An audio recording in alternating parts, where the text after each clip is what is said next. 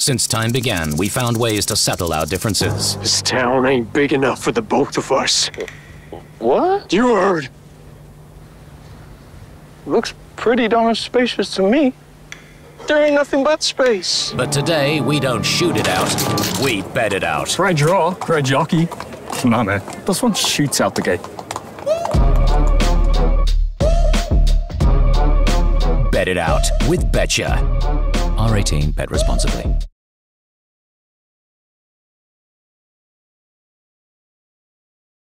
Sean Plunkett, welcome to my podcast. Nice to be here, Dom. Good to see you.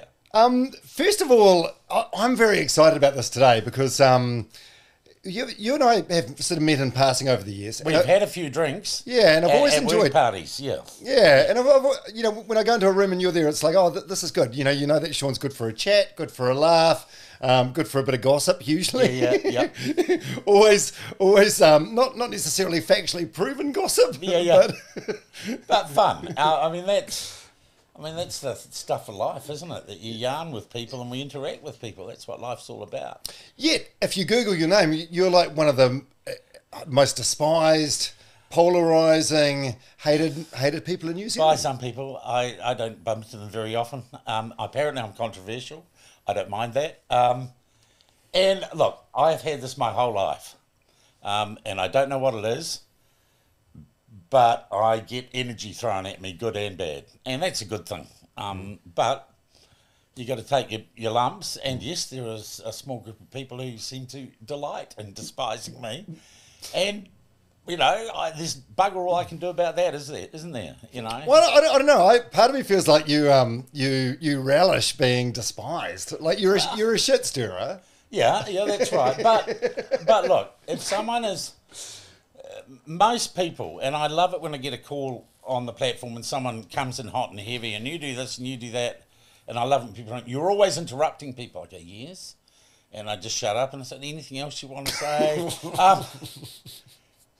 And most people come around, and I've had lots of calls and even interviews with people, and Paddy Gower would be that interview with Paddy.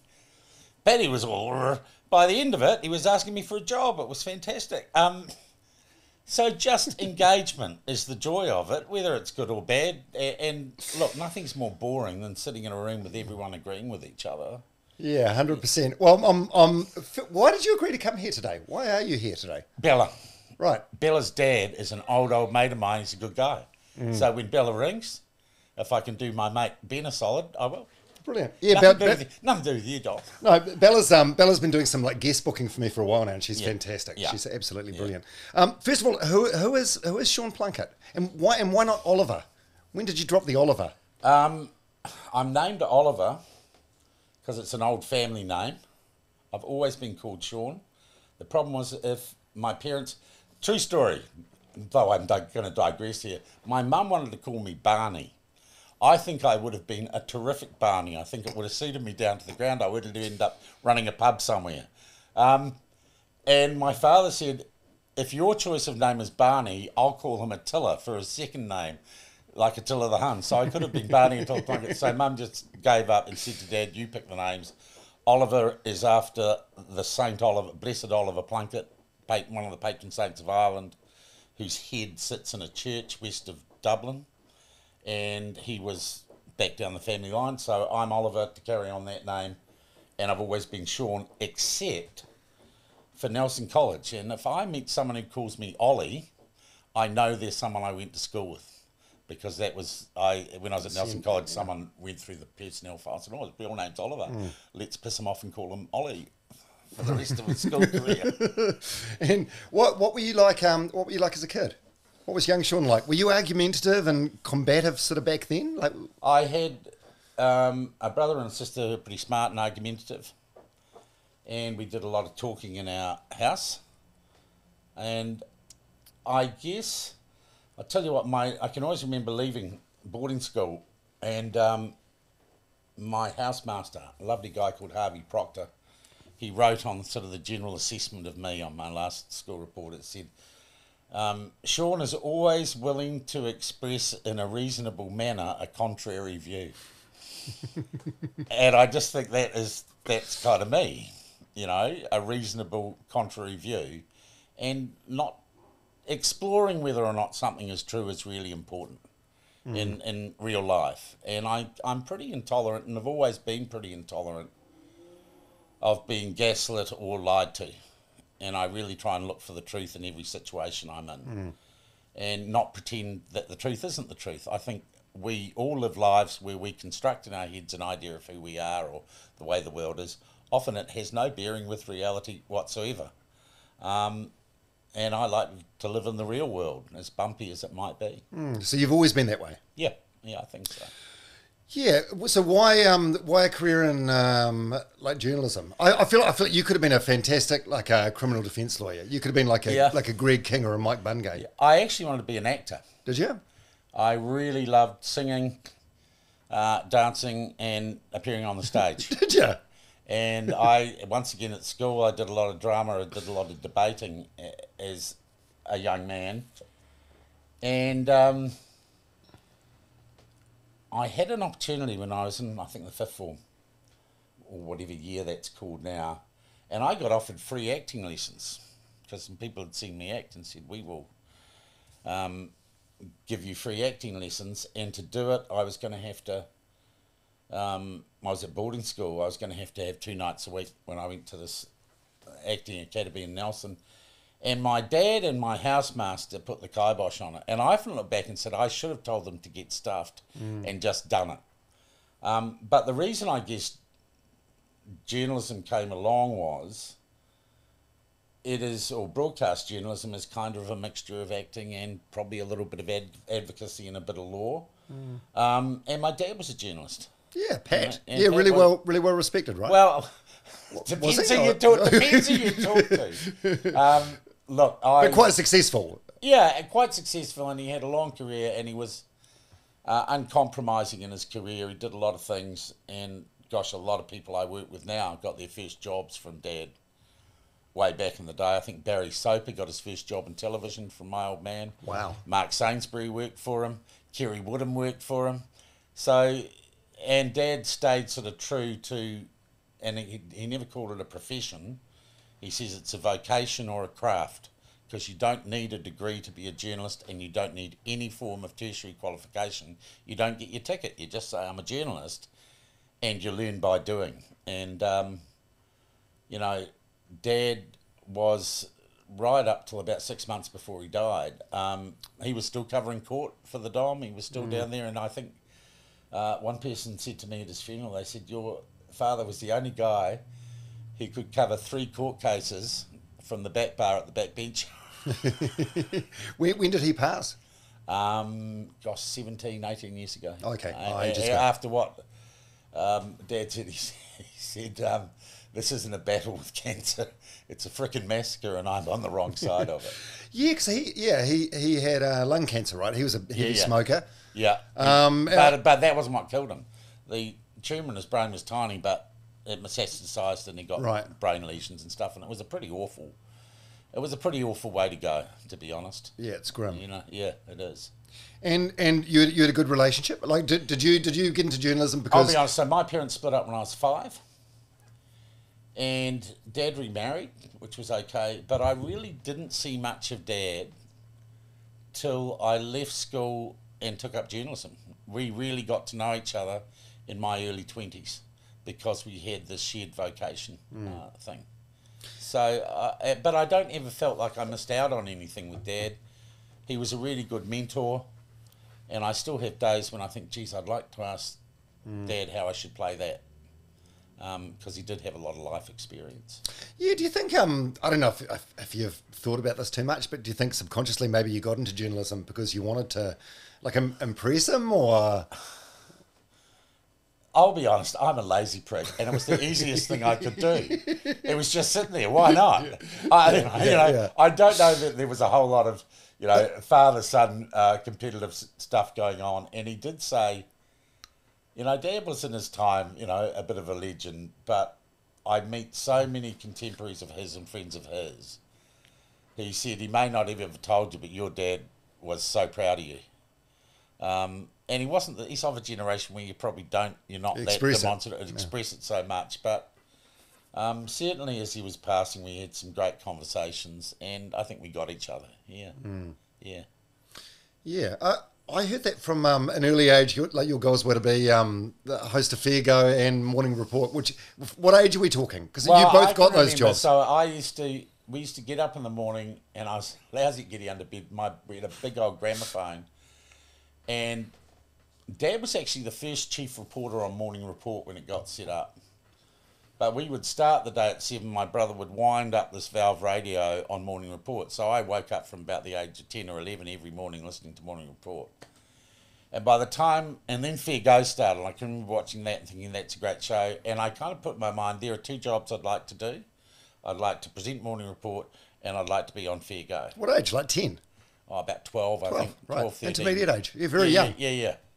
And you got both. I got both of them. Yeah. So how did you feel recently when Fair Go got canned? Is there like a? I thought it was a frickin' travesty. And to be honest, all this other crap on TVNZ, and those are the programs you choose to act.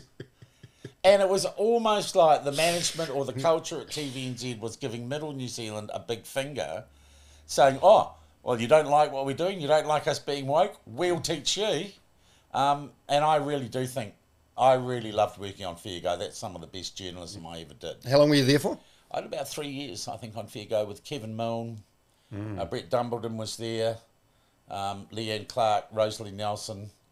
And it was the days before the internet, man. We got letters from people complaining about stuff. We had to pick up the phone books, stuff like that. But it was a really disciplined, and I think I learned an awful lot about journalism and checking your facts and getting a story straight, and also about the people that you deal with. And often you were dealing with people who had been through quite traumatic issues and were being jerked around, and we solved as many stories off air as we did on air. And it was really, it was quite an amazing project to be involved in. Yeah, it was a huge show. I had Hayden Jones, who spent a bit of time on Fair Go on the podcast about a year ago. Yeah. And we were reminiscing about growing up, and this is probably when you were on Fair Go, but you'd overhear people in shops saying, "I'm going to take this to Fair Go." That's right. And geez, you would pick up the phone and say, "Hello, it's Sean Plunkett from Fair Go." They shit themselves. Oh, and the business, you'd hear this big take a breath. Now people just film it and put it on TikTok. Yeah, that's right. Yeah, oh, they just hold their phone out, don't they? There's no romance in that, is there? Yeah. You said just before you're a lazy person, but I'd dispute that because actually we might bounce around a little bit here. Yeah, there's no sort of order of things, but you're wearing a T-shirt that says The Platform. Yeah. The Platform is a venture that you set up. You've set up this business, so you're a CEO, you're the breakfast host as well. Yeah. That would suggest anything but fucking lazy. Well, how old are you now? You 60? I'm about to turn 60 in September. And you're probably working harder than what you've ever worked in your life. Yeah, and I feel younger than I ever have. And I think in broadcasting careers, it's a long bloody haul. And this September will be 40 years working in broadcasting. I began work September 84. After the snap election. So tell us about The Platform. So you were on a station called Magic Talk, and you got shit canned by Mediaworks. Well, I got who knows what happened. I think the woke cancel culture came for me. Yeah. And to be honest, I didn't spend too much time interrogating what happened. As I said, I like living in the real world. The writing was on the wall. They paid me a bit of money to go quietly, and they didn't publicly say anything nasty about me, and that happens. Gigs come to an end. It is the natural thing, and I reckon in this game and in broadcasting, it is, can you reimagine yourself? Are you going to get up and go again? And it's really strange because I had before that happened, that came a bolt out of the blue one Waitangi weekend.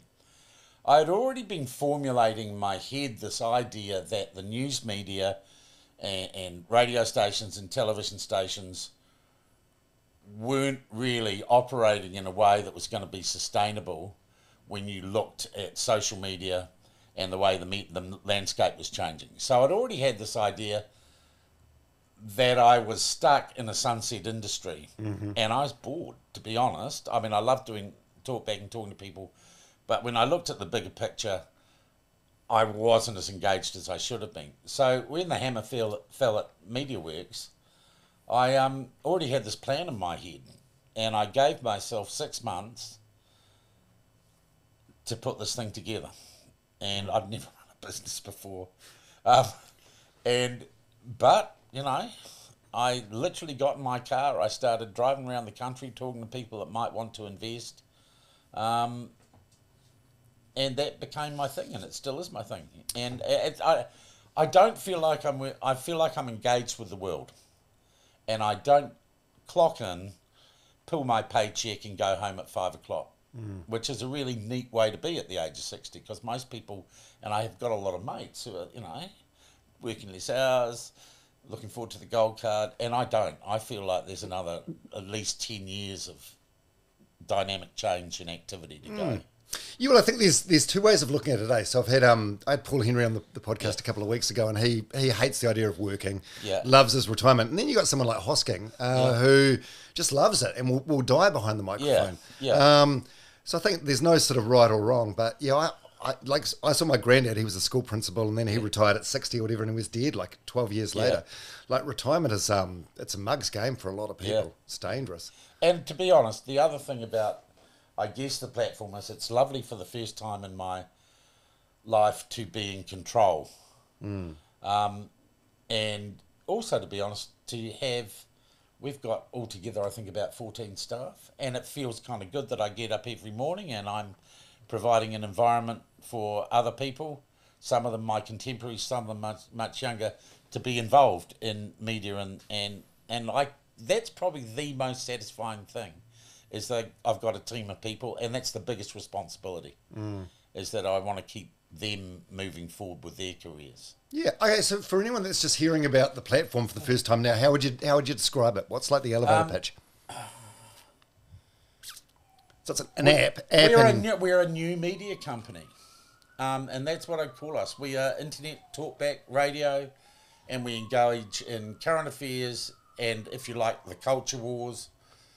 And we are a truly interactive media platform. And that was the philosophy of it, to engage people in a new way using the technology that was available. And it's not about having a transmission tower or having a receptionist and a whole corporate structure. The biggest problem I've had is that I always worked for organisations, and I was a foundation pupil of TV3 when that started back in '89. Are you doing Nightline? Nightline, yeah. That was iconic back then. Yeah. Bill Ralston, Belinda Todd. It had that spirit of being new and different, and it's really energising. I'm a startup kind of guy. But Mediaworks and all media companies very quickly can become fundamentally just, advertising departments with a bit of broadcasting tacked on.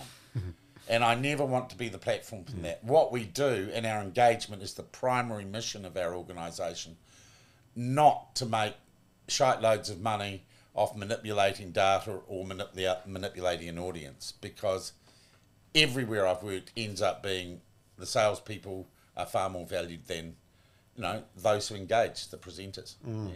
Well, you're being from a radio background as well. Like the figures, the survey figures are kind of cooked. It's like I sometimes I get served the platform content on YouTube, and the analytics don't lie. They're right there in bold for everyone to see. Like, and there's no hiding. Look, we are still, in terms of marketing and selling advertising, the world is in chaos. And the old radio book is not going to survive this. So it is about engagement, and also about, and I've been really lucky with the advertisers we've got. We've had fan advertisers, and some of them are big companies. They've been very loyal to us. And I know it sounds counterintuitive, but they don't always advertise on the platform because the strict figures are there and they can point to a data point. Yeah, it's not about the return on investment. But it means that their company identifies with the spirit of what the platform is, and that's an independent, engaged, it's honest, and that's a good brand value to be alongside. Now, when I started, of course, everyone was saying you're a Nazi, you're a misogynist, this will fail. And I just sat there and said, well, screw you. We're just going to be what we are. And we are an honest, straight up engagement platform for people. And we will let anyone have their say, as long as they're not inciting violence or doing anything illegal. Are you a Nazi or a misogynist? No. Last time I looked, I love women. Right. No, I don't think I'm a Nazi. But, you know, a lot of people throw that word around. does it... And I even get called right-wing, and I'm not even right-wing. Right. You know, my dad taught me, so I never knew how my dad voted. And he always said, if you want to be a journalist, never go on a protest march, never join a club. So you've got no skin in the game, and you can look objectively at the world in front of you. And I have pretty assiduously done that. So when people say you're right-wing, no, I'm not. I'm just not left-wing. And the truth is, most journalists are left-wing. And look, I predicted, when we set up the platform, I went and gave a talk to the New Zealand initiative. And that was when the dip in trust had just started. The first of the surveys were coming out 3 years ago, and trust was down, media was down to 58%. And I said at this conference, and I didn't, record the speech. I said that is going to dip down to 35% in the next 3 years. Mainstream media companies are going to lose their revenue, and there's got to be a new way of doing things. And we were bang on. We were bang on. Yeah, legacy media is eroding at an alarming rate. Yeah. It's terrifying, actually, how quickly it's happening. Yeah, but I don't think, and I'm sick and tired of reading stories about how this is a threat to democracy. It isn't. It's just a change. Imagine how much media changed when radio became widely available, or the bloody printing press. As long as your values are the same, you're going to be all right. And the technology you've got to adapt to and move around. And I still, we spend a lot of time on the platform saying, well, that's not working anymore because the environment's changed, so we're going to have to, we're going to have to alter that. Yeah. Also, if you're one of these media companies and you're posting a loss of like 30 million or whatever every year, eventually, you need to you need to do something to stop the bleeding. Well, without giving you any numbers, I looked at what Magic Talk did after we left, and sure enough, they destroyed the brand. And then they went to create Today FM, which was kind of a millennial talkback show. Now, that's not a talkback audience, and it was never going to be. So I would estimate that Mediaworks burnt about $18 million with Today FM. And they never rated what we did because I had ways of telling. So they never came near us. 18 million is a factor of 4 or more on what has been spent in the entirety of the platform. Wow. Yeah. So who bankrolled the platform? Some it's family public knowledge. My primary investors are a group, a family called the Wright family out of Tauranga. They run a charitable foundation which has got nothing to do with the platform, which runs about 280 early childhood education services around the country, and then they have the business arm of the family, which has helped bankroll the platform. And I spent a long time looking for the right people, and I had a number of people who wanted to invest, and but I always said to them, and the editorial control of the platform rests with me as the founding editor and me alone, and you don't get to use it for your political points of view, and you don't get it to interfere in editorially what happens on the platform. And I got close with a couple of people, and then it became quite obvious that they were never going to stick by that absolute bedrock commitment. And the Wrights have. They've been awesome. So what's in it for them? Are they just like banking on you as a man? Or? Look, I'll tell you how I pitched it. I met them. I went and met them in Tauranga. Here's a story. I'd been up talking to Noel Edmonds. From Noel's house party. Noel's house party. Yeah. I'd gone up to Matakana to talk to Noel and pitch the project to him.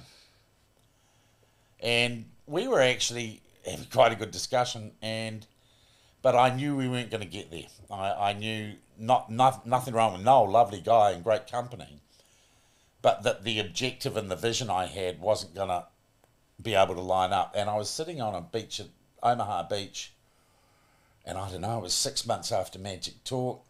The payment was running out. And jeez. And the phone went. And it was Wainwright Senior. And someone had said to him, that guy Sean Plunkett that used to hear on Magic Talk, he's doing something. And he said, I hear you're doing some sort of media thing. I'd like to meet you. So I drove down to Tauranga. And I saw them, I think, the next afternoon and sat down with them. And after 5 minutes, and I said, the pitch was, do you guys want to change the world? I said, I think the media's a bit broken. I think New Zealand's a bit broken and it needs a place for people to have better conversations. And I think the media landscape's changing and legacy media don't know it. I said, so really, I don't know if we'll ever make any money, but we're going to change the world. And that's why they did it. And that's why I do it. And I think that's a really good motivation, even for a business. Can you say how much their initial investment was or no? We're not publicly listed, but, you know, they've spent a bit. They haven't spent $18 million, I can tell you that. And I'm guessing, I don't even know if you'd know this information, but they must have got some backlash from people. We were really honest about that, and particularly in the early days, there was, you know, the woke brigade and the cancel culture brigade came for us. But they're solid people. Dug their toes in. Well, they didn't dig their toes in. They just, most often you'll find, you know, the online bullies and the internet bullies and the cancel culture people, you ignore them and they go away. And you know, that's just what we did. And look, I'll be honest, they don't always agree with what I do. I get to make the decisions, but when they disagree with me, I get the odd phone call. And I say, yeah, well, that's great. I can see that you see it that way, but it's my call. So it's a good creative tension that we've got.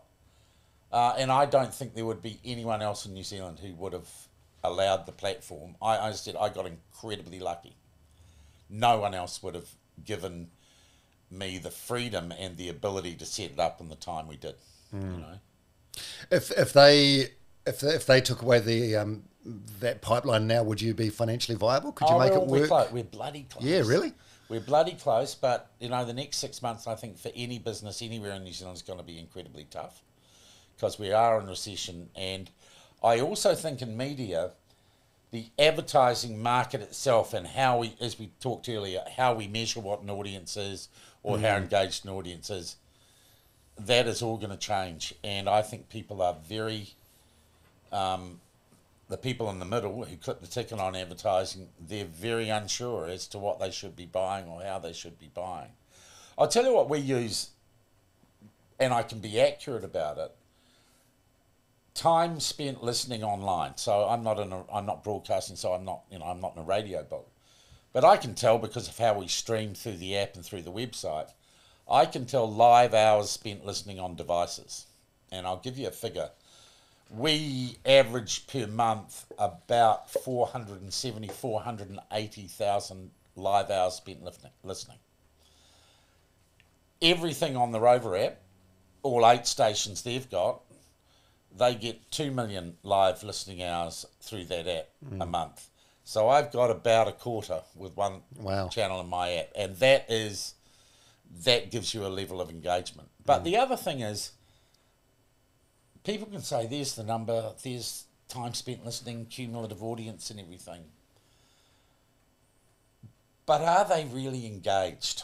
No, it's often Are background. they really loving what they do? And I'll tell you what I absolutely adore about the platform. I know because I'm watching the text. We get hundreds and hundreds of texts a day and we get calls and everything. And people are really listening. And part of the goal of the platform was to build what Kevin Roberts from Saatchi used to call a love mark. I've got the book. I love it. Yeah, and Smart man. And I went and did a lot of conferences back in the day where Kevin would be a speaker. And I listened to every time he gave a speech. And the platform has been designed to be a love mark. And that is, first build a consistent product that knows what it is and what it's trying to be, and you don't try and overreach that. And then that product should occasionally and almost erratically absolutely delight and engage its audience. So listening to me on the radio should be a bit like watching a Formula One race. You know he's going fast and he's going to go around all the corners, but he might crash. And often he does. And that's what you listen for. And the truth is, I don't know sometimes what's going to happen next on a show. Yeah. And we throw it out there, but I've never, you get through it, Yeah, Kevin Roberts, I haven't heard that name. Is he still alive? Kevin Roberts got Me Too'd out of Saatchi. Saatchi's went through at the time of the Me Too, Kevin Roberts basically got east to side. But still a brilliant New Zealander. Right, was it justified or no? Well, I don't know. No, Who knows? But Who knows? His Love Marks book, it's phenomenal. And then this is actually I must reread it because I've got this book as well. He followed it up with a book called SISOMO, which stands for Sight, Sound, Motion. And this is before everyone was walking around with an iPhone. He just talked about the future being screens. And he's 110% spot on. Yeah. Absolutely dead right. Yeah. So when you think about it, I'm not a business. I'm a love mark. I'm a change agent. And we can redefine what we are individually or collectively. And we can do that as many times as we want in our lives. Because otherwise you're dead. If you're not changing, if you're not moving, you might as well, push up daisies. You've been doing this almost 40 years now, the media thing. And you've done it just about every job imaginable, and been fired from almost. Well, no. Here's the truth. I've never been fired. No, but I wasn't fired from Magic Talk. I've never been fired. I've been sued for leaving jobs. When I left, when I was. There's a lot of NDAs around. No, well, not as far as I know. Right. Oh, there's one at Radio New Zealand, maybe. When I left TV3, when I got approached by Kevin Milne from Fair Go to go on Fair Go, I looked at my contract with TV3 and said, that contract's bullshit. It's never ending. It's got no specified clause. So I handed them a notice. And they said, well, you can't go. We're not going to let you go. And I said, what do you mean? They said, no, we own you. And at that stage, TVNZ and TV3 had a very cosy relationship that they would basically trade staff amongst themselves. They were running a closed shop. So suddenly I get a call from Fair Go, we can't hire you. We withdraw. And I said, no, you've got a written contract. So I got a very highly qualified QC in, and we constructed a case, and we went to TVNZ and said, Mr. Plunkett is going to successfully sue you for his entire life earnings unless you honour that contract. And they read who it was from. And they said, he's got us. He's got us. So then they said, okay, let's do the deal. If you can get yourself fired from TV3 so that they have no contractual hold over you, you'll be back on. So I got another lawyer to work for me at TV3 who knew nothing about what was happening at TVNZ. And one day, I was not in good odour at that stage, and I'd been pulled out of Parliament, and I was being sent to Cat Up Tree Stories, and I got assigned a Cat Up Tree Story in Palmerston North. And instead I went to lunch at one of my favourite restaurants. Phone goes, hello. Oh, where are you? I said, I'm at lunch. What do you mean? You're not in Palmerston North? No, didn't think it was much of a story. Well, you know what this means? Yep. Okay, and Rod Pedersen, who was then boss of TV3 News, came down the next day, tears in his eyes. He said, that's it, you're over. And everyone thought that Fair Go had also pulled, and that I'd blown up my career. But he kind of, broke my fucking swipe card over, and I was marched out with my lawyer just going, Sean, my TV3, Sean, how could you do that? You just destroyed your career. I said, hang on, borrow your phone. Rang the producer at Fair Go. He said, yeah, I've just been fired. Okay, start Monday, thank you. And I just said to her, send me your bill. I'm back in. God. And we kind of broke the closed shop. That broke the closed shop where TVNZ and TV3 were trading people like frickin' commodities. And I look back, and that was a great thing I did, and I got the job at Fair Go, and I don't know, 4 years later I was back working for TV3. What a career! Oh, and you did 14 years on Morning Report. And I should have done 7 with Jeff Robinson, who was there for hand on heart. And I don't say this with a great deal of pride, but I've never heard Morning Report in my life. Yeah, because I was doing morning radio on a music station, so I've never heard it. But it's an institution, right? And this guy Jeff Robinson there for 40 years. Yeah, you were there for 14 of those. When I listened to Morning Report as a 12-year-old and said I want to do that, Jeff was presenting it, right? So I end up, and I don't know how I was in my 30s or something then, and that was just awesome. And I didn't really get comfortable in that job for 2 years because it's a hell of it's a hell of a discipline. What is Morning Report? Like a 3-hour breakfast show? It's a 3-hour breakfast show that has no ads in it and is all news, breaking news and interviews from New Zealand and around the world. It was in its day the most comprehensive news show made in New Zealand. And we would get in there 4:30 every morning. We'd start doing pre-records with overseas correspondents, and we'd run through to 9 o'clock, and we would do, I think Jeff and I, we did 8 interviews each morning, 8 hard news interviews each morning. So we would have notes to brief on that. So, you know, I've done literally thousands and thousands of news interviews as a result of that. And I should have quit after 7 years. And I stayed for 14. And I always look, 7 years is always a good time. And the last 7 years were pretty, I was kind of burnt out and I didn't even know it, because those hours kill you. That's hard. But proudly, I would say, in our last 7 years, that was the last time anyone beat ZB in the breakfast slot. Morning Report was super successful. Then it was the highest rating thing on radio, so much so that they took non-commercial radio out of the ratings. Yeah, that's right. Right? Because we were making them look bad. Change the rules. And I look back. Look, Fair Go was the highest rating TV show when I worked on it. Morning Report was the highest rating show. So those are kind of, those are, I guess, career highlights. Yeah, for sure. Why did you stay 7 years too long? Was the money really good, or you just had nothing else to do? The money was crap. I've never really worked for money, unfortunately. What, like, can you say what it is now in hindsight? Like a couple of $100,000 a year? No, or? it was way less than that. Right. Shit, I mean, way less than that. It was public service. Right. So at the time, Holmes would have been on ZB. What would he would have been earning 600,000. Yeah. And I probably was earning 120. Why do people go to Morning Report then? Just the prestige? Because it was the best freaking journalistic show in the country. Right. And it was, you know. Yeah, but if you're good, you want to be paid fairly.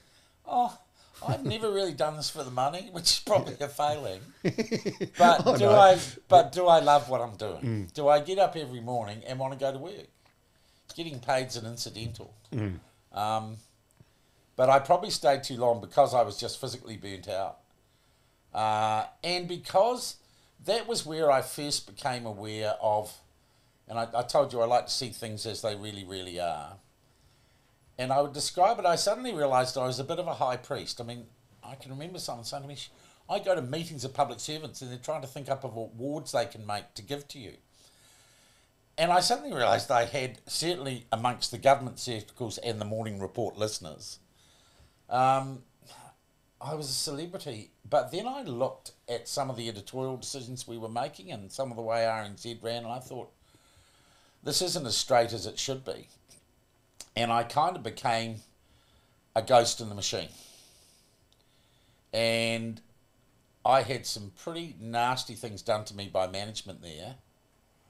And I could see the politics of why they were trying to get rid of me, and I dug my feet in. What sort of nasty stuff? Oh, I had a private conversation with a manager at my home recorded, and then a selective transcript leaked to another manager to try and get that manager to fire me. And I took the chief executive of Radio New Zealand, I took a dispute against her. I never asked for any money. I asked for her to admit that she'd done it and apologise. And she did. But I thought that would be the end of it. No, for the next 5 years, you know, once a month. I had a QC on retainer once a month. They were trying to find some way to fire me. And the wonderful thing was all the people I worked with in the program knew what was going on, and they didn't push me out. It was a different battle, I thought. And I'm a pretty stubborn bastard. And I can remember actually Linda Clark, who knew what was going on. She was working, doing 9 to noon then, and she walked past one day, she said, I don't know how you do it. I don't know how you survive it. But it was bloody mindedness. And after 7 years and they couldn't get rid of me, I just said, I'm tired and I need to go and do something else, you know. So you just stayed there that long because of your stubbornness? Flipping in the bird. And I didn't want the cancel culture. I didn't want the pricks to win. Right. And this is pre sort of cancel culture as we know it now. Yeah. But so just sort of internal cancel culture. But you could see underneath, and this is the problem with the media in general, and this is why there's no trust. I can remember a political editor at Radio New Zealand, one election, there was an issue that was running, and I was doing very, very hard interviews with the Minister of the Crown that was clearly damaging Labour's polling. They were the government at the time, was Helen Clark. And I got hauled aside by the Radio New Zealand political to talk me for a coffee, and he said, "You've got to lay off Marion Hobbs." And I said, "Why?" He said, "We could lose." And I said, "What do you mean we?" And he said, "Well, the government, we could lose the election." And I just said to him, "Mate, never haul me for, you're paying for the fucking coffee, and never say that to me again." And I suddenly realised the inherent bias that was accepted and is accepted now at places like TVNZ and RNZ, and I'm sorry, News Hub and everywhere else. And it's not impartial journalism. I don't know that we can ever be truly impartial as individuals, but that should be the goal, man. We shouldn't abandon that as a good idea if you want to, you know, be fair and be trusted. Why does no one trust the media? Because they're not frickin' trustworthy, you know? Yeah. Yeah. Yeah, it feels like there was I don't know, at least from a casual outsider's perspective, it feels like after Morning Report, there was almost like a change in you, like a pivot. Would that be fair to say? It feels like you were this sort of straight broadcaster. Because I wasn't the ghost in the machine anymore, and because I'd rejected the idea of being this constructed sort of cheerleader for stuff I didn't believe in, what cancel culture does and what power structures do, if you're not with them, you're against them. So I suddenly got painted as the Nazi, as the right wing, as the misogynist. It was complete bullshit. But that's what happens to people. That's how cultures work. That's how societies coerce and control people. So I went to ZB and enjoyed there doing a regional show, and then I went to Live and then Magic and kicked around a bit in between. And I guess, and I'll be honest, the left, people on the left chose to paint me into a corner. And there are a couple of individuals who waged personal campaigns against me. This guy, David Farrier, who makes these weird movies with public money. The campaign he ran against me and still runs against me to this day, and his funny little web stack thing is the most bizarre piece of character assassination I've ever seen. You do have a knack of getting under some people's skins. Well, so, I don't know why. I hardly ever met the guy. Yeah. Is there any personal dealings? No. I met him once, I think. When I got kicked out of some film do in Auckland. It was ages ago. But he's really got an issue with me, and I don't know why. What about other enemies? Is Paddy Gower an enemy? No, Paddy's fine. Is that friendly fire? Well, look, we're all in the game. We are all in the game. And no news is bad news. And as I said, my whole life I've got this thing I tend to, for some reason, I'm a lightning rod for good and bad. So when you say there was that change in me, there was, because I'd walked away from playing the old game. And it was far less comfortable. It was far less establishment. But I could still sleep straight in my bed at night. Right. Was it a case of sort of not wanting to toe the company line anymore? Well, not the company line. Wanting to be true to the ideals, I guess, that my dad had instilled me and that life had instilled in me, is that you try and be straight and honest with people, have real conversations. You are not nasty to the people just for being nasty. And you report fairly and accurate, and not, people say both sides of a story. Any story has more than two sides. All you're looking for is the truth, you know? And that really, and even doing a talkback show and calling about current affairs is journalism. I'm still looking for the truth. And the great thing is that people who are listening know that, and they know, I think we're at a moment in our culture where people suddenly realise it's okay to say, look, the emperor's got no clothes. And I think maybe for the last 7 or 8 years, everyone was too afraid to say that. And it's a neat change, you know. But there have been some moments that sort of, I suppose, like spikes, where you cross over into mainstream for things you've said and done. And like one of them that springs to mind is the tweet about Harvey Weinstein. And that was, and I think that was the first social media cancellation, right, of. And I think that led to things sort of going off at Live. And I did kind of do it as a social experiment, but Duncan Grieve and the spin-off just piled in on that. And I also realised I had people I was trying to deal with in ministries who were retweeting it. And RNZ was, and I went and said, what the F are you doing? And it was clearly a tweet that was designed to be taken many different ways. I said, is anyone else feeling for Harvey Weinstein? Yeah. By the way, But feeling what? And I was just watching, and he was being cancelled on a global scale. And it was an example of just how powerful this new monster of social media interaction was. So it was an observation. But suddenly, as cancel culture works, the people who have issues with me decided I was Harvey Weinstein. but why? You know, I can remember being interviewed by a guy, Adam Dudding, who was doing a profile on me. He said at the end of the interview, have you ever sexually assaulted someone or anything? I said, no. Of course I haven't. Oh, trying to draw a correlation between your tweet and you. Yeah. But why would you even dip your toe in that water? Oh, hell, because Because you're a shit stirrer. Right? You it's just a free like, country. You're allowed to say anything you want, aren't you? yeah, you are. Well, you are. But then, yeah, you. And if anyone is frickin' stupid enough to think that makes me a monster, then they're idiots. But that did have, probably for me, massive consequences. And I still meet people who say, now that I've met you, you're not at all the person that I thought you were. Yeah. Well, there's nothing I can do about that. And in this modern day, there's nothing any of us can do about it. You know? David Farrier still writes the craziest shit about me, and I suppose I could sue him for defamation. He threatened to sue me for defamation, said he definitely would, and he never did. But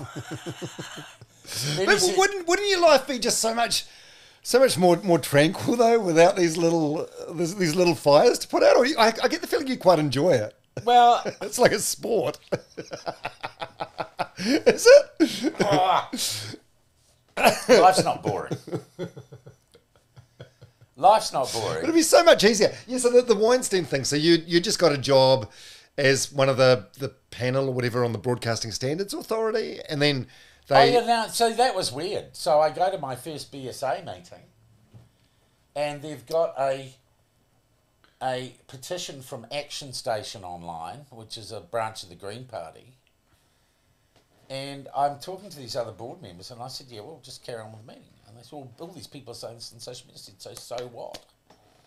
And I sat in that meeting, it just became obvious to me I was sitting around with a bunch of people with no guts who were going to be influenced by it. And I said, you can't figure out a way out of this because you can't fire me because I'm appointed by the Governor-General. And they go, yeah. And I said, but you don't want to support me, do you? No. I said, I'm going to make it easy for you. I said, I'm going to resign because I'm not making the boat go faster. Phew. I said, now, I'm probably going to have to write the press release for you, Andy, because otherwise you'll start. Yeah, that'd be really helpful. So, shortest career on the BSA ever. And, you know, what did I lose by that? I got a life experience. I learned something about structures. I don't know. Has that been a challenging time, though? Was that a challenging time? Or? Oh, yeah, I think it was. Yeah, I think I sent you a DM at the time. I don't know. I don't have Twitter or X anymore. Any more challenging than anything else? Probably not, actually. What is the biggest adversity you've gone through? Personal or professional? I think the hardest thing I've ever done is be a dad. And without apportioning blame, I think anyone who's had kids and gone through a divorce, when I look at it, those are probably, that is, because I think we build up expectations as we want to do better than our parents did towards us and everything. And I think having divorce and that feeling of letting your kids down is bloody difficult. And and my ex and the whole family are way out the other end of it now. But when I look back, I think, geez, that was a hard time. Yeah, so you've only been married the one time? Just the one. And just the one son? And one son. Who's in his mid-late 20s? Mid-20s. Yeah. How long were you married? Well, I was with my partner for 14 years. Yeah. It's fucking hard, eh? It's hard. I'm the same as you. I'm one down. Yeah. And it's hard. You feel like a failure. And also, I've got to say, my job and my public notoriety made then and still makes relationships bloody difficult. Does it? Because people say to your partners, "Oh, what are you seeing? And what are you doing?" Or they say, "Oh, you should do this. You should stop doing that." You shouldn't say that. Well, you never say that to Sean Plunkett. I'm just going to say it louder, aren't I? Oh, God. So that public persona, Yeah. which isn't me, Can't help but seep into your private life. but and it seeps into your private life, and you know, I'm not. It's just bloody difficult, you know, because people do have a perception of you, and everyone else is telling them their opinion of their partner, and it can be quite difficult, you know. But do you believe everything you say, or is a lot of it done to? I mean, you Well, understand. you've got to listen very carefully, because sometimes I'm not taking a position. I'm just throwing it out there to see what happens. And yes, it's sometimes it's provocative. A lot of what you say is very, very, very tongue in cheek. Like Yeah. maybe wouldn't necessarily work in print form, but on as an audio medium, you can definitely see that you're taking the piss. But you've been doing this game a long time, so I know you understand like the importance of what you got to do to build. I've never been sued for defamation. I think I've only had one BSA complaint upheld against me in 40 years with literally hundreds of thousands of interviews. So I think I'm doing all right. Yeah. But it is often, you have to listen carefully.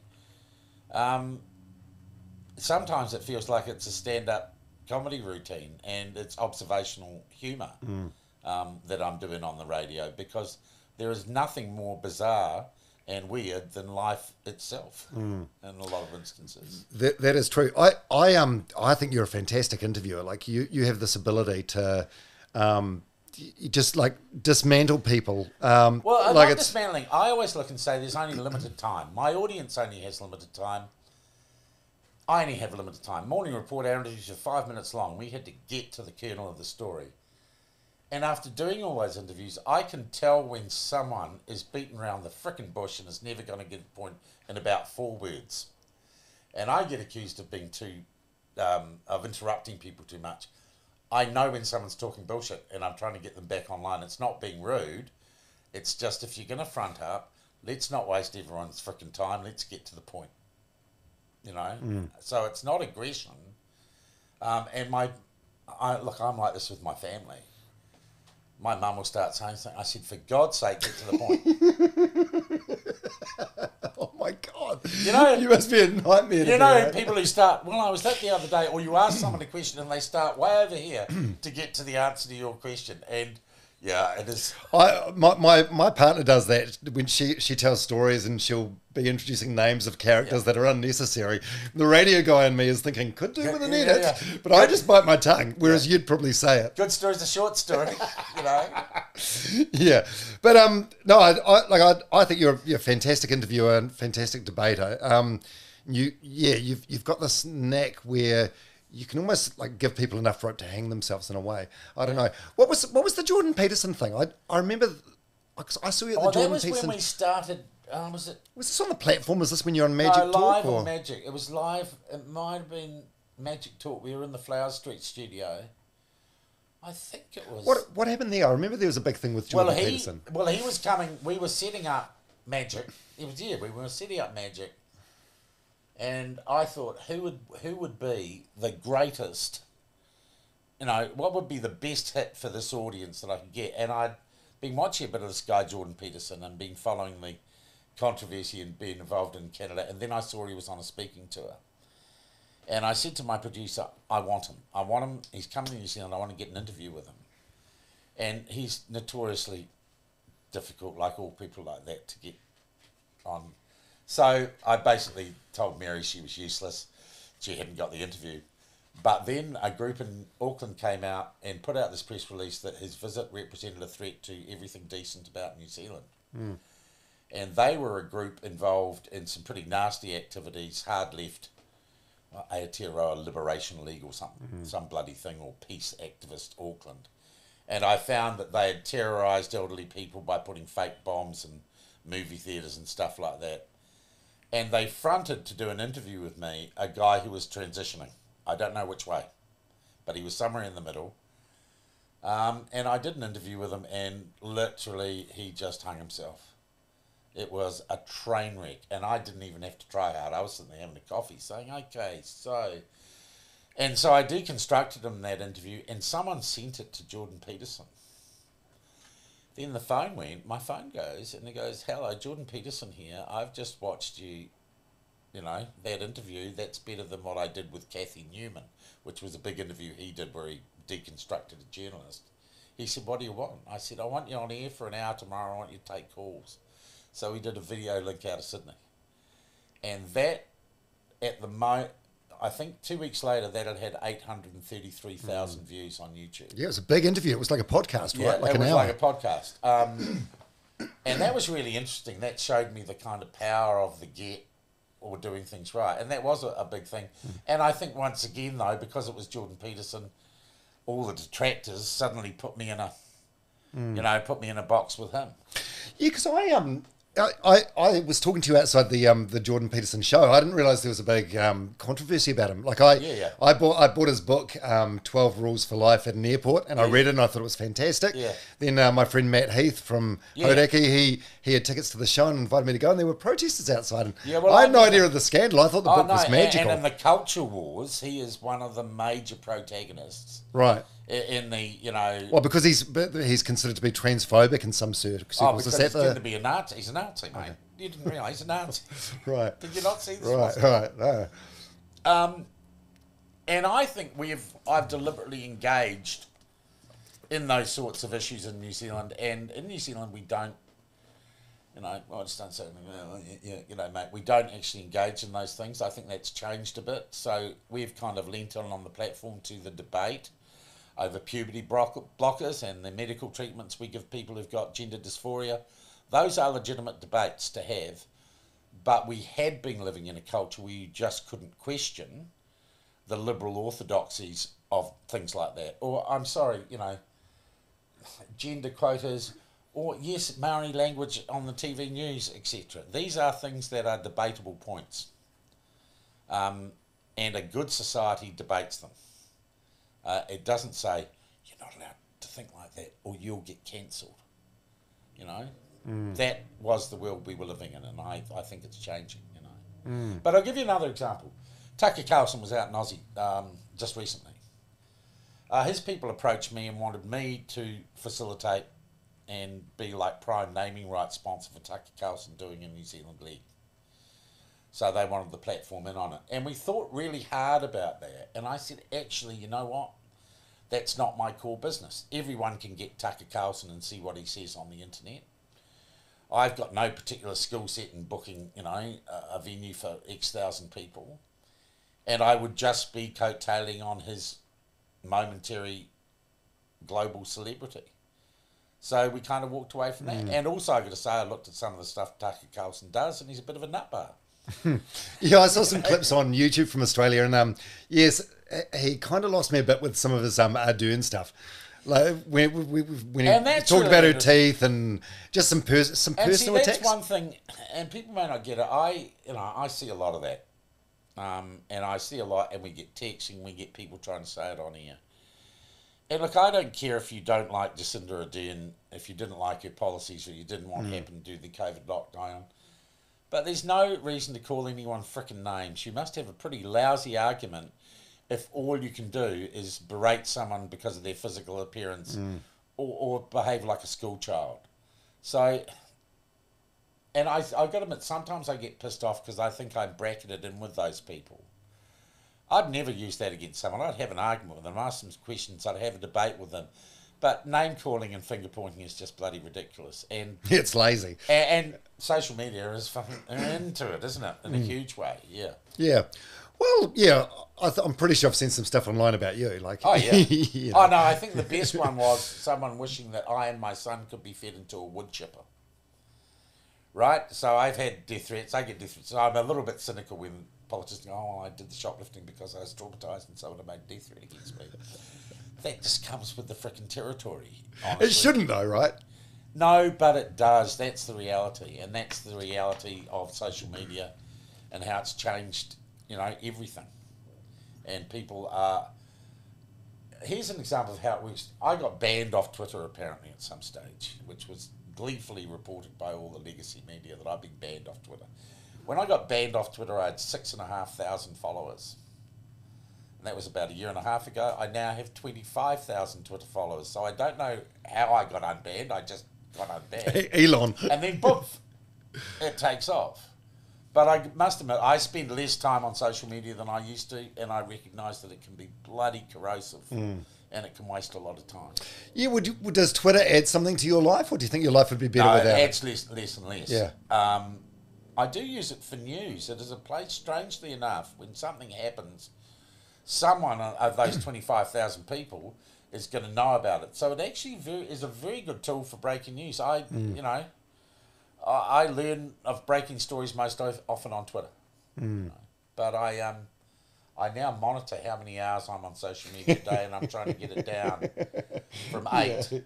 Yeah. It's a big time waster. It's a vortex. You can be stuck there for hours. I look at people walking up and down the street, scrolling away, look at their phones. There are people there to talk to, you know. There are real people out there. And I reckon, like, one of the government's best policies is banning smartphones in schools. I reckon that is an absolute ace idea. And there's research in the States that, and we're about 5 or 6 years behind, increase in self-harm, self-loathing of young women in particular is all because of their exposure to social media through their smartphones. People aren't living in the real world, and they're having this unrealistic idea of, you know, they want to be influencers or whatever. Yeah, content creators. It's YouTubers. It's a whole career path. Yeah, and it is. And I know people who are really serious about it, and I just look and think, you are insane. Yeah. I don't know if you want to get into much personal stuff, but there's an amazing clip online that I watched yesterday from you a couple of years ago. It was almost like an on-air live obituary for your brother. Yeah. Is that one of the hardest voice breaks you've done in your life? It just happened, and I had to say something. And that was almost 2 years ago to the day, actually. Yeah. And, you know, you do a lot of stories about people who commit suicide or take their own lives. It's when it's someone you know, that close to you, it's something else. And there is still, to be honest, some downstream of that in the next week or two. Some downstream? What do you mean? Oh, well, the coroner's report looked into how he obtained the means to kill himself, and it is part of an international story. There's a guy in Canada who is facing multiple charges, murder one charges in Canada, for basically on the dark web having a site, and he was selling suicide kits online and posting them out around the world. Jesus. And hundreds of people have taken their lives through his stuff. And that's all the question about how do we monitor the internet? Do we censor that stuff? But to be honest, none of that will bring, you know, James back. Tell us about James. Well, he's my half brother, and James, like a lot of people in COVID, he was a personal trainer and a DJ. So COVID was not the greatest time for him. Geez, you two could not be any different, could you? I know James was a very talented guy, and he was a great talker. He was a fantastic talker. But that was a pretty challenging time. And what happened was I went to his funeral, and the next day I had a heart attack. And suddenly realised I'd been setting up the platform with a thing called atrial fibrillation, which is just a natural condition, which is now fixed. So when I look back and think, actually, it was 2 years ago, we were getting things going, things were quite rugged, but I was still having a good time. You get through these things, though, don't you, somehow? But the way you structured that voice break was really good. You you do it like it's a news story and you're just reporting a sudden death, and then you sort of break the fourth wall down and say, it was my brother, and it would just be another news story, but it's, that's really, really touching and quite poignant. Well, I sat there and thought, I didn't script that. I had a vague idea of what I was going to say. And I sat there and I'd really wondered whether I was going to do it or say anything. And I just did, and I spoke straight from the heart. And the truth be told, now on the platform, because we're working on the forum, there's no script in that studio ever. Everything I do is ad-lib, is straight off the top. I might read a story off the screen and everything, but we don't have scripts, intros, outros. It is all as it happens. How much prep do you do? Well, I am probably 24 hours a day somewhere in the news cycle in my head. So I'd say actually I never really turn off. It now integrates into how I live my life. So I wouldn't say I start work or I sit down and prep for the show. I check Twitter before I go to sleep at night. I've got news feeds on my phone, and I come in the morning and I scroll down. So I don't know. It's You just never switch off. It's second nature now, really. And you want to talk about personal things? I don't know that I have a personal life. I have my life, and everything's integrated. But it's taken me a long time to get there. And I think one of the things I philosophically have struggled with in my life is, and I think we all do, who am I? Am I this person on the radio? Am I this person who goes to work? Am I the person in a relationship? I'm the father. And I think the trick is, you've just got to be what you are. I've also suffered most of my life with extreme anxiety, which my entire family seemed to be predisposed towards. And my answer to that used to be to just work harder and harder and harder and keep going and not stop. And I have, for the first time in my life in the last 2 or 3 years, got to a place where I'm a way more chill person than I've ever been before. And I do not sweat the small stuff anymore. I don't get outraged by things. And I just let the world unfold around me. But it's taken an awful... Yeah, 60 years. 60 years. Jeez, if I'd known that when I was 25, yeah. I probably wouldn't have put myself or a whole lot of other people through the shite that I did, you know. Other people as in... Oh, just people around me. I could be a real... I don't know, I can be a pain up the arse. A provocative pain up the arse. Yeah. Are you a debater at home? Like, are you... Well, there's just me at home. yeah. But, look, I talk to... You know, my phone bill's horrendous. I'm talking to people all day, every day, and I have arguments with my friends and agreements with my friends and family. Arguments as in like healthy debates No, about healthy things? debates. Oh, okay. That's bullshit. You're wrong about that, you know. Oh, that's fun, though. And that's fun, yeah. That's sport for you, yeah. Yeah. As long as it's friendly fire. It's like, bantering with someone about a sports game or whatever. Yeah. How's your mental health? You've battled with depression Well, I over the said, years, eh? I've battled anxiety, a generalised anxiety disorder all my life, and I've had bouts of quite severe depression. And drugs have never worked for me. Antidepressants have never worked for me. And as I say, I don't know, I just feel happier than I have. I drink a shitload less than I used to. And I'm not on a Guyanese, but a wowser. I'm giving up booze. With my heart condition and a few other things, I just said, okay, that's not a productive behaviour when it becomes habitual like that. So I would drink maybe once a fortnight. I could knock one back, but it's not structured into part of my life. I have no alcohol at my home, and I haven't had any alcohol in my home for about 2 years. Oh. Not a beer or anything. Well, the sort of work that you're taking on at the moment in terms of doing the show and running this organisation and you're leading 14 people, you can't do that with a cloudy head, can you? No. But I'm not a wowser, and I wouldn't say everyone should get alcohol and it's evil. Most people, and I've thought obviously a lot about addiction because of what happened to James. Did he have addiction issues? Yeah. Quite well, though. Yeah, those both those things you mentioned, like DJing and personal training. Yeah. I think drugs are quite rife in both those industries, aren't they? Yeah. But I think, and I look at, and I've had other people very close to me that I've helped get into rehab and have got through major drug problems. And most often it seems to me addiction, it is not the drug that is the problem. It is always the addict that has a hole they're trying to fill, right? That's why people take drugs. Escapism. Escapism. Yeah. And until a person or an individual is prepared to sit there with themselves and have a look at the hole inside them, you're never going to solve them or fix them. And it takes a while. And I think I've had a look at the holes inside me and I'm slowly filling them up with other stuff. and not with, not with a quart of whiskey or You know, shoving something up my nose. Yeah. It takes it does take a while, eh? Like I'm 51 now. When I was like 20 or 30, I would have thought, 51. You see a 51-year-old, you think they've got it all figured out, and then you realise that everyone's just sort of like muddling their way and through I used life. to look at I used to be the same. I got 51. I'm still pretty shit at this. And look, I might at 70 have a whole nother level of karmic awareness.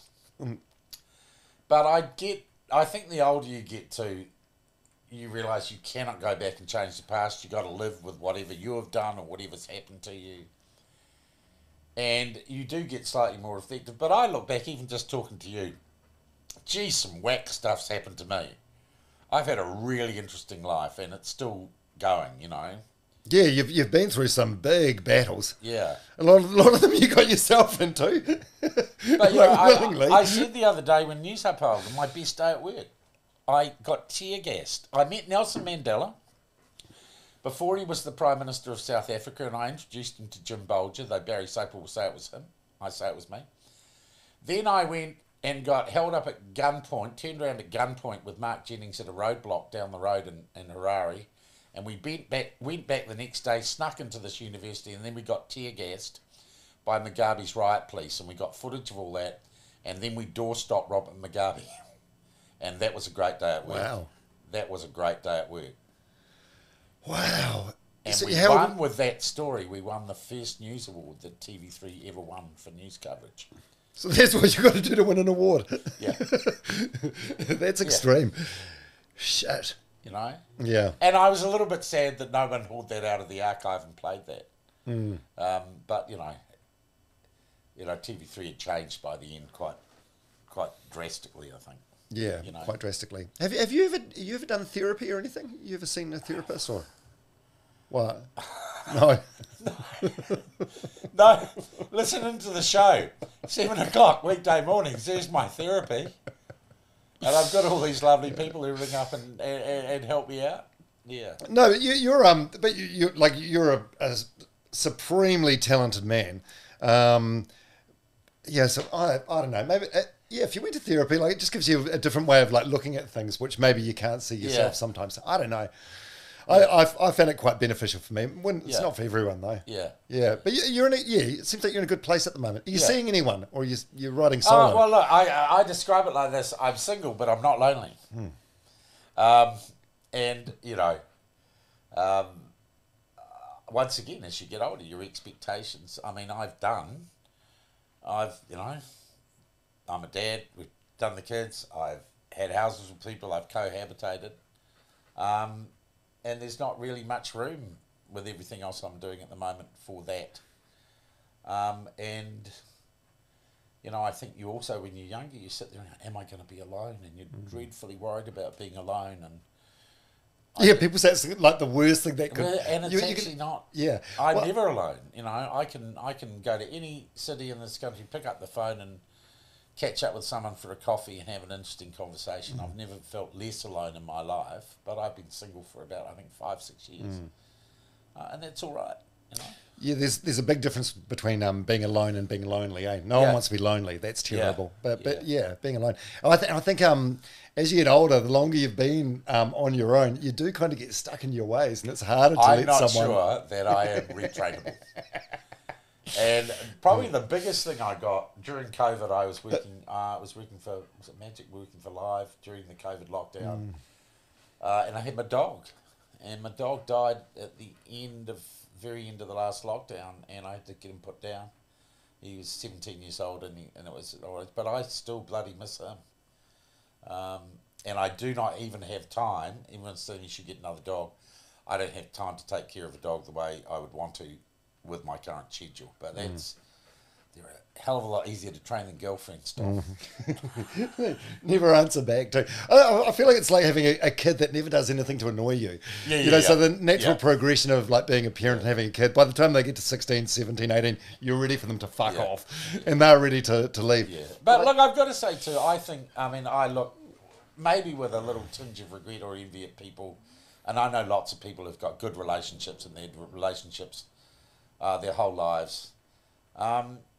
But it's not a must-have. You are not an incomplete person if life doesn't work out that way for you. And, you know, there's always, you know, hope springs eternal. Yeah.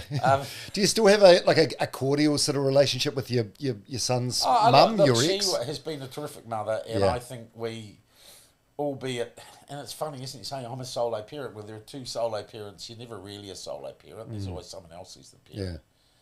Yeah. But I think we have both negotiated the difficulties of going through that, and most people do pretty well.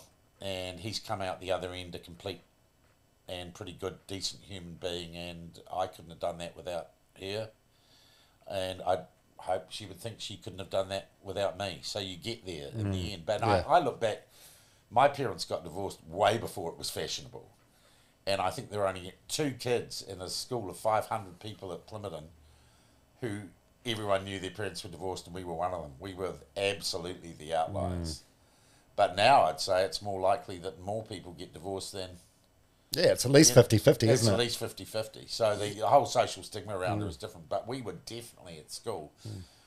We were the kids of the solo mum. Yeah. You know? Yeah, I was in Standard 3 when my parents had a break, and I remember being really excited at the time because my best mate Craig, he was the only kid in the class with divorced parents.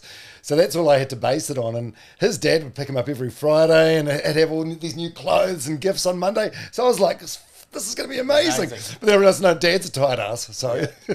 But I'd say also, you know, when people talk about misogyny, one thing for me that affected me, I think, very deeply was watching my mother as a solo mother in a society, and it was actually the days before the DPB or anything, right? And I look at the difficult choices Mum had to make, and she did a bloody good job with 3 of us kids, quite demanding kids, and it wasn't... I had a pretty interesting upbringing for various reasons, because Mum got pushed to the outside of society because she wasn't married. And she was a threat to all her friends, all her married women friends. Oh, she was going to steal the men. And men looked at her in those days and said she must be a woman of loose virtue. So Mum sort of became a hippie. We lived quite a bohemian and at times very chaotic lifestyle. And I look at that and think that's because Mum was a woman and she lived in a society which discriminated against her in 100 different ways. And I do get pissed off when people say I'm a misogynist. No, I'm a bloody feminist because I have lived with the consequences of a patriarchal society making it difficult for women to care for their families and kids. And that left a very deep impression on me, you know.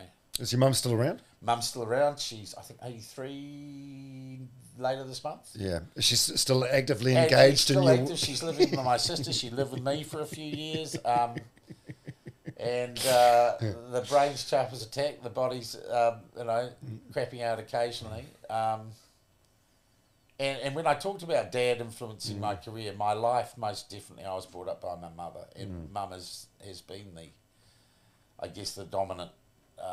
you know, actually the dominant force. Gee, she got this out of me. I've never quite described it like that before, but Mum brought me up. Dad, I got to know, you know, when I entered the same professional sphere as him, I got to know him better. But really, Mum... That's kind of more a mate relationship at that point, isn't it? Mum brought us up, and it was bloody tough for her because, as I said, she was a solo mum in a society that bloody didn't treat women well. Did you probably didn't realise that at the time, or did you realise that at the time? Yeah, I did realise that at the time, and I did realise it's heartbreaking. Something was wrong, and it is heartbreaking. You know, it really is. Have you told her as an adult that? Yeah.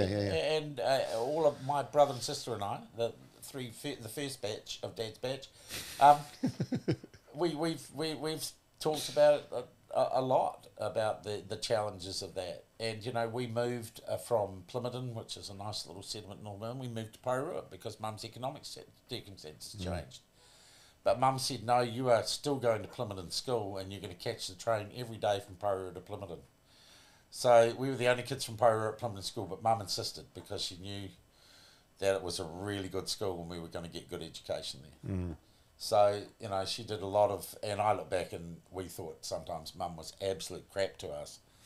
I now, you know, you realise Just the level of sacrifice. Just the level and how hard it was. I mean, I can remember, Solo Dad, we had Joseph later in life, and I'm thinking, God, it's hard being a parent. Well, I was earning good bloody money. I had a solid income and I was mature. I looked at Mum, she was in her early 20s and she had 3 kids. 3 tiny kids that she was bringing up on her own in a society that wasn't actually that welcoming to her once she got divorced. And that's a hell of a thing. That's a hell of a thing to have done. A burden, yeah. Well, thanks for sharing that. Yeah.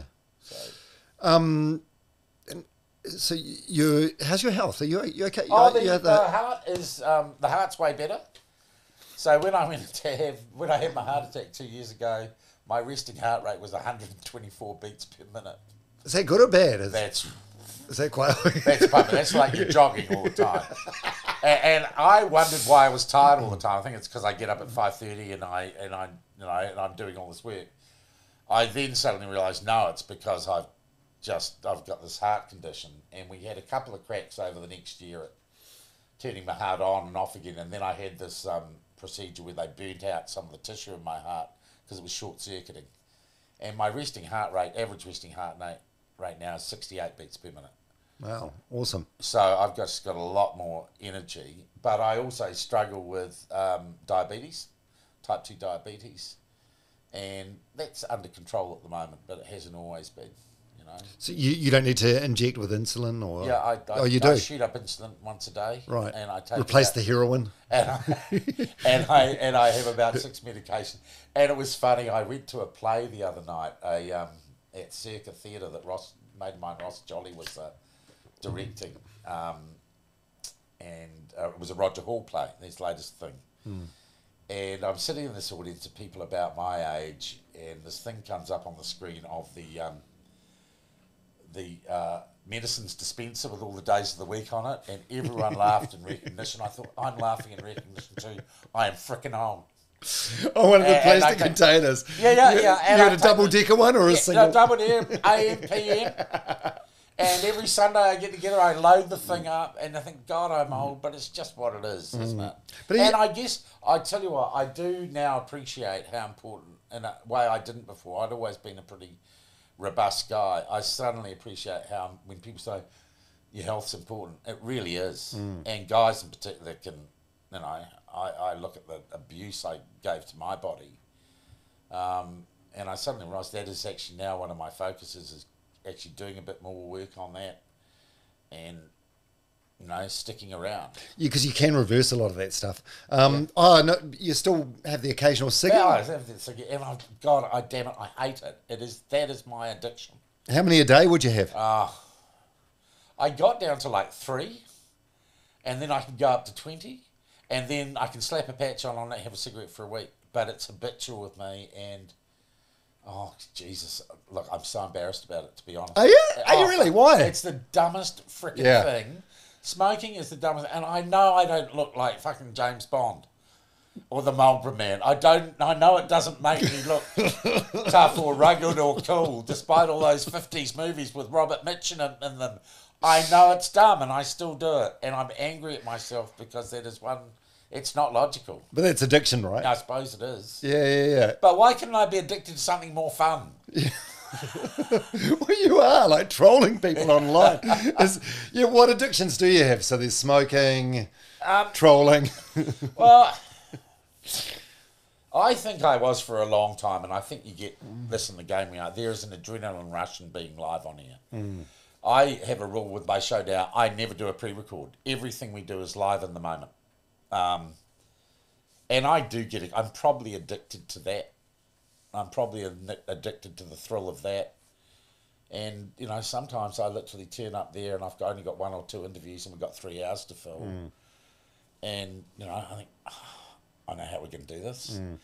And I love that. That's really engaged. And that is probably an addiction that I need to wean myself on. Well, it's hard, that, like, when you told the story before about Mandela and tear gas and Mugabe, like most things seem boring after that. You know what I mean? Yeah. Like, just that sort of level of excitement in your life. Yeah. Like, it's tough. But I think we all, and I think also in this game, and I think you've seen it, and I'm not going to mention any names, and I did this in my career. You get a little bit famous, or you think you're a little bit famous, and you disappear somewhere up your foo-foo valve for a while. And you've got to come out the other end at some stage. Yeah. You know?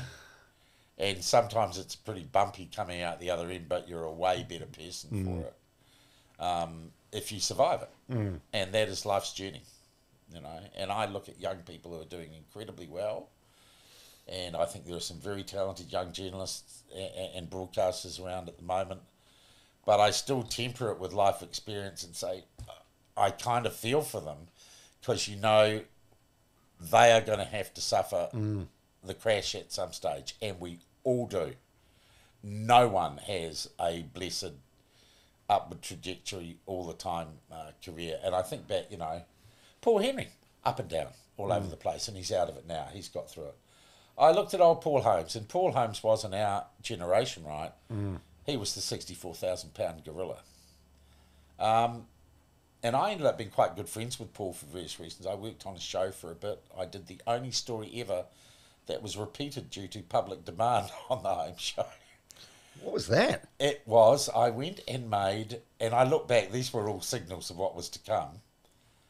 I went up to a little model railway up in Kapiti, and I did the voiceover like Ringo Starr, and I did a thing called Thomas the Politically Correct Tank Engine. It was just taking the piss out of political correctness.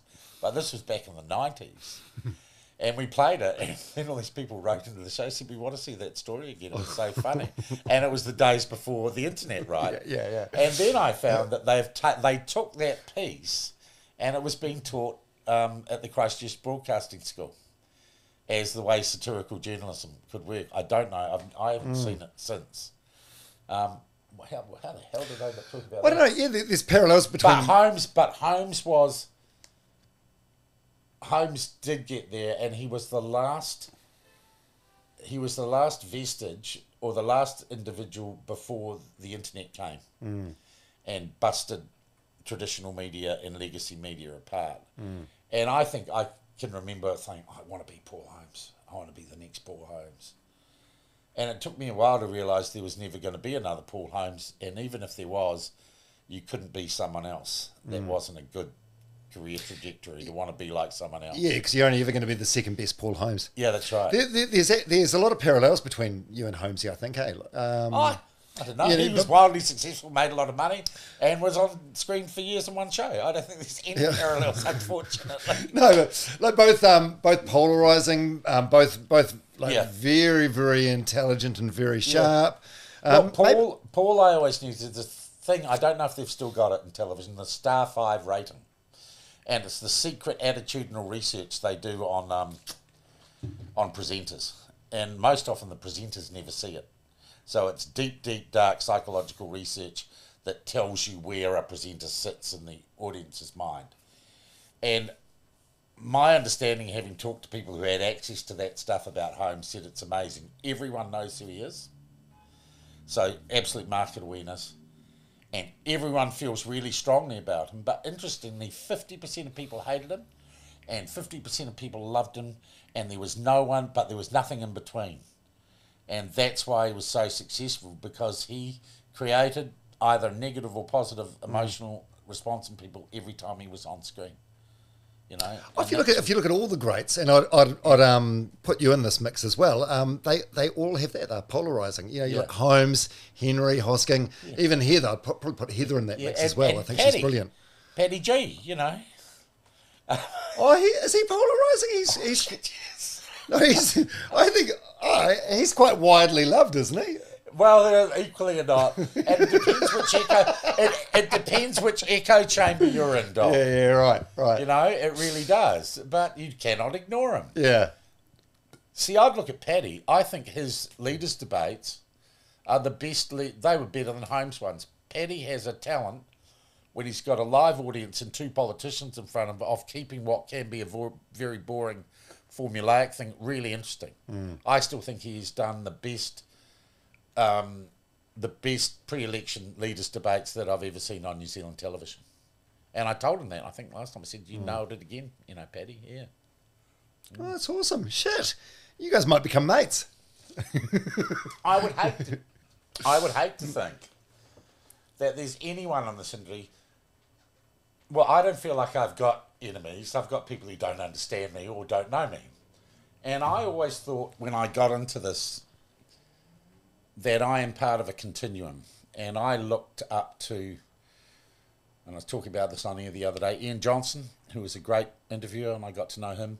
Ian Fraser, Jeff, who I worked with for years and had enormous, and taught me an awful lot. And I'm just part of a continuum of people in the media. And I've had my career thing, fair go, morning report and everything, and I've bumbled along since. And everyone else coming up behind me is the next generation. And that's what we're part of. We're part of this kind of circle that keeps on reinventing itself.